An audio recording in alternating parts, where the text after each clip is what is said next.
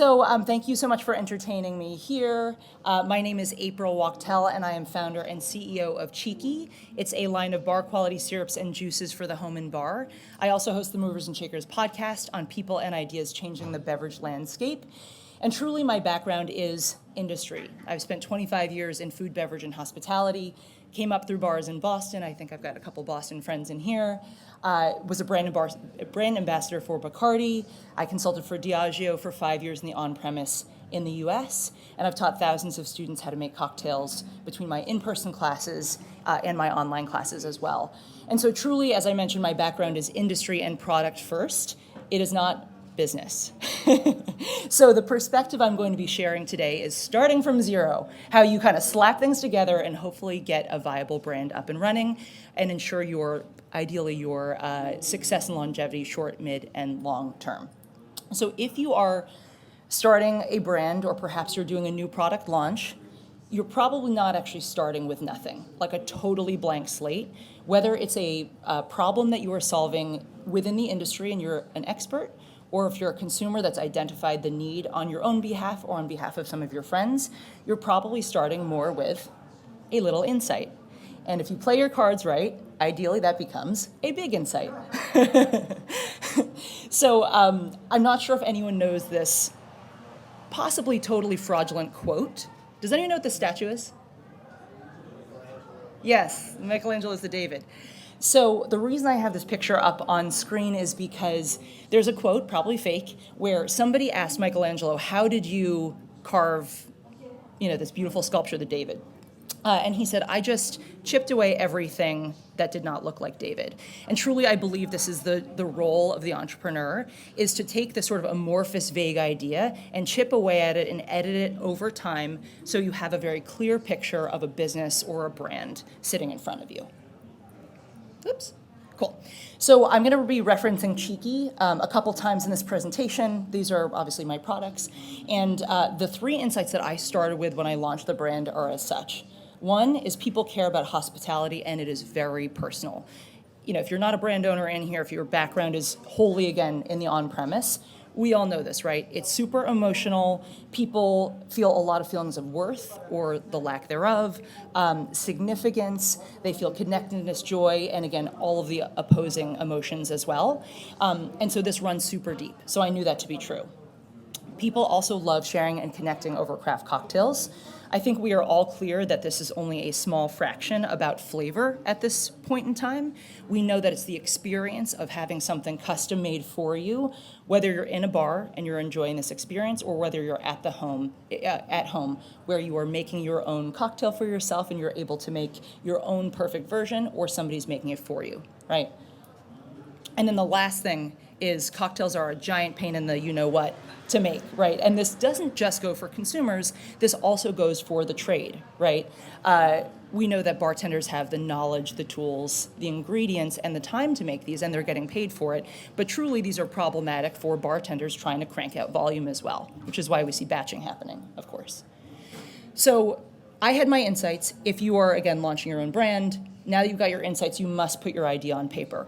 Doesn't matter if it's a BevNap, doesn't matter if it's a Word doc, a deck, a business plan. You have to have a working document that you can reference and edit over time.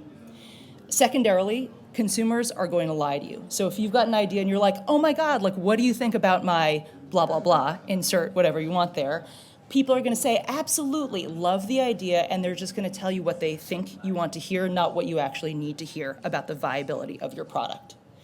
And then thirdly, find a way to get that money. And what I'm trying to say here, and again, I think that we all probably intuitively understand this, is that because of point number 2, you need to get people to commit with money. So if you can get a product to market and you get people to start paying for it, they are much less likely to just be steering you in the wrong direction, and you can get some real data in the bag. Consider industry data. Chris talked about this obviously earlier.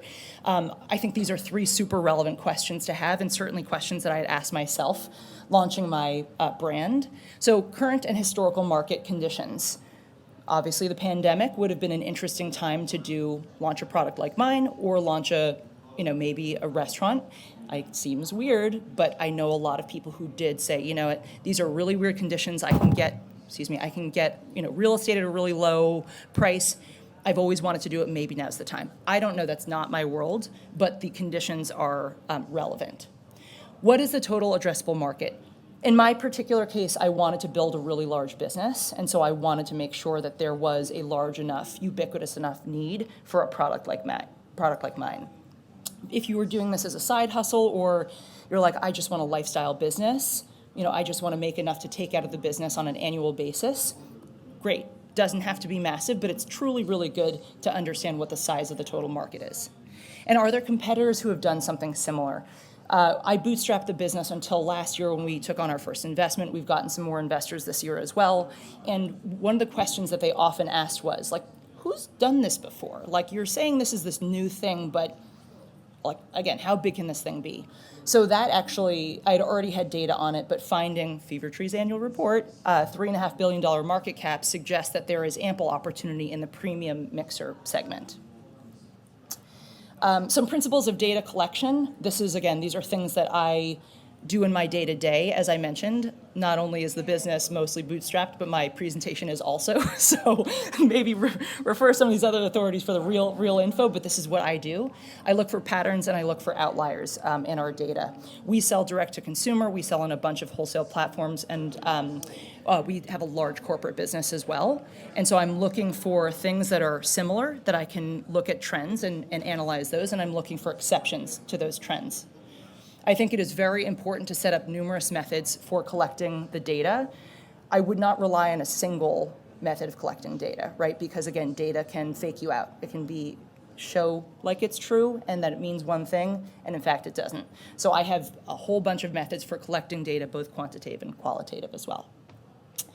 Ideally, you want a clean flow of data, but this is not always possible.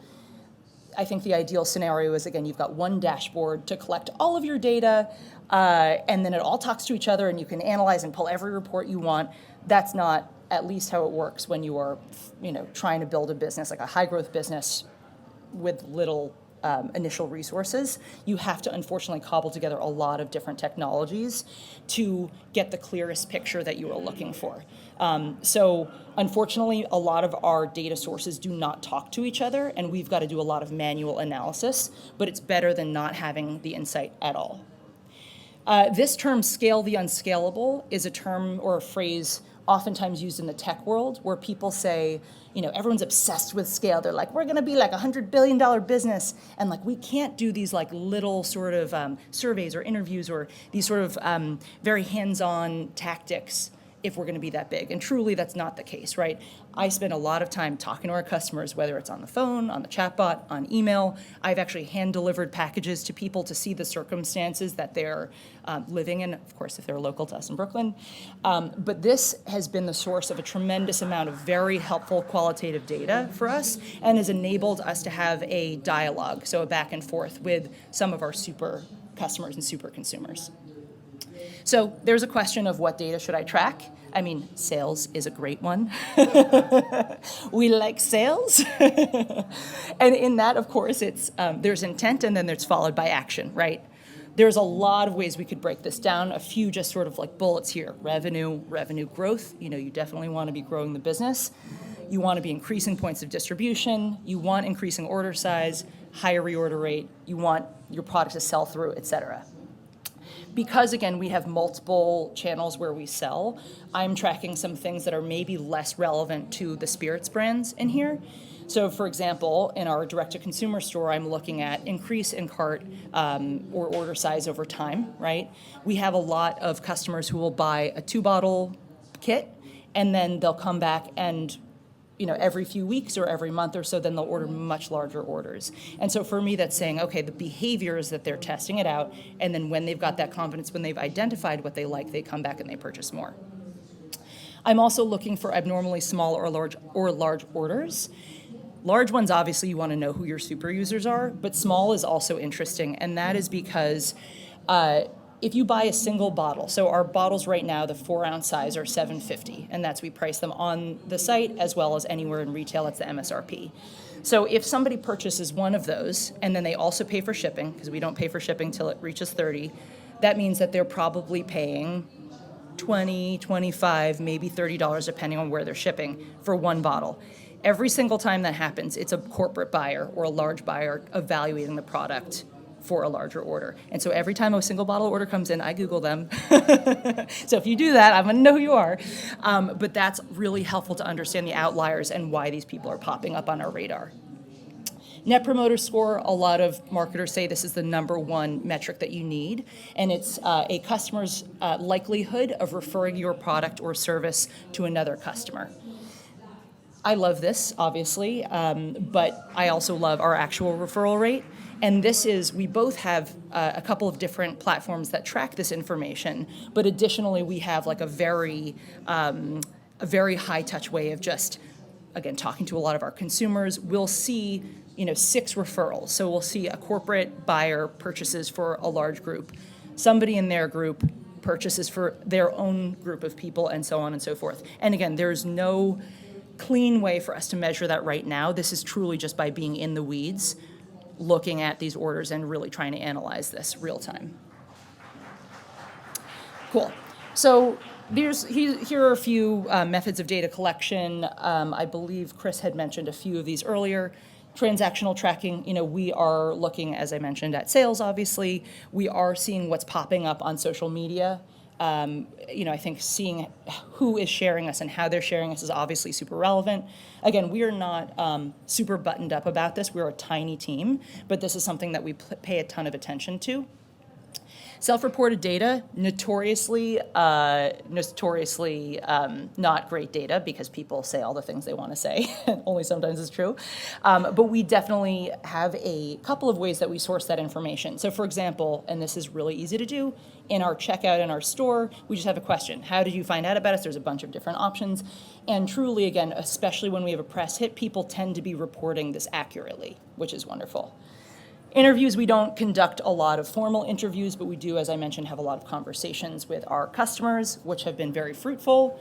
We occasionally do formal forms and surveys, and again, the results from that have been very mixed for us because people will say, I want everything that you've listed, and we're like, great, we're gonna do like one thing. So thanks for the input. But a few caveats as I'm starting to wrap up here. Data, things are not always what they seem.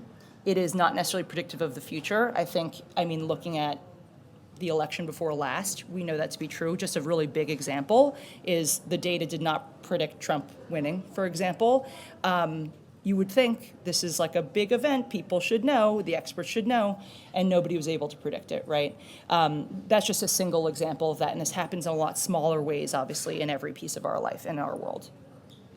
And additionally, data is nothing without context. So we have a Net Promoter Score of 100 with our B2B business. And that's, again, it goes from negative 100 to 100. This is great. We love that. But what we also know is with B2B customers, they care about service as much as they care about product. So this information on its own does not actually tell me what I wanted to know when we started doing our B2B orders, which was, is the product resonating with people? Are the customers enjoying the product, or is this simply this person is satisfied by the holistic experience? So you need other data to support or to convince you otherwise if you're really thinking critically about this. Has anyone seen Jiro Dreams of Sushi? Okay, cool. So to explain this for anyone who has not seen it, Jiro was a Michelin-starred chef in Japan. And he's, in his 80s or 90s, and he was retiring. And after many years of working with his son, he said, "Okay, my son is going to take over the business finally." And there's a quote, and I'm going to paraphrase this, but there's a quote at the end of the film, where he says, "All he has to do is make perfect sushi for the rest of his life."